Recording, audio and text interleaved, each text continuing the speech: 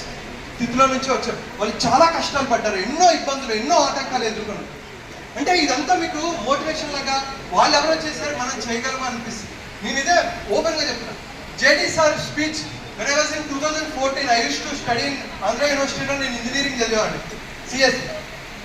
అప్పుడు చూసిన స్పీచ్ నేను ఏదో ఒక రోజు అనుకున్నాను స్టేజ్ ఎక్కాలి అని. ఇప్పుడు ఈరోజు మీ ముందు అండ్ మీ అందరి నవ్వు నాకు వస్తుంది.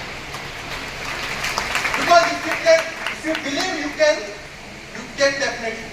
అంటే ఇప్పుడు డాలర్స్ దివాకర్ అన్న చేస్తున్నారు, ఇంత ఖర్చు పెట్టి ఇన్ని వేల మందికి భోజనం కానీ లేకపోతే ఇంత ఆడిటోరియంలో చేయడం ఇట్స్ నాట్ ఏ జోక్. ఎంతసేపు నాకేమిస్తావు నేను ఇక్కడికి వస్తే నాకేమిస్తారు, ఫుడ్ పెడతారా లేదా, నాకు ఏసీ ఉందా లేదా, వీడేమైనా ఇంకా ఎక్స్ట్రా ఇస్తారా, ఎంతసేపు లాక్కుందామని కాదు.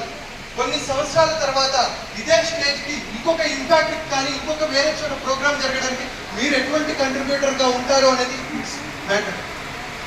ఓకే, మీరు అటువంటి పర్సన్ అవ్వాలి అని కోరుకుంటూ and thank you so much. Love you all. Love you too. Yeah, Kalamati and Shivan garu. Shivan.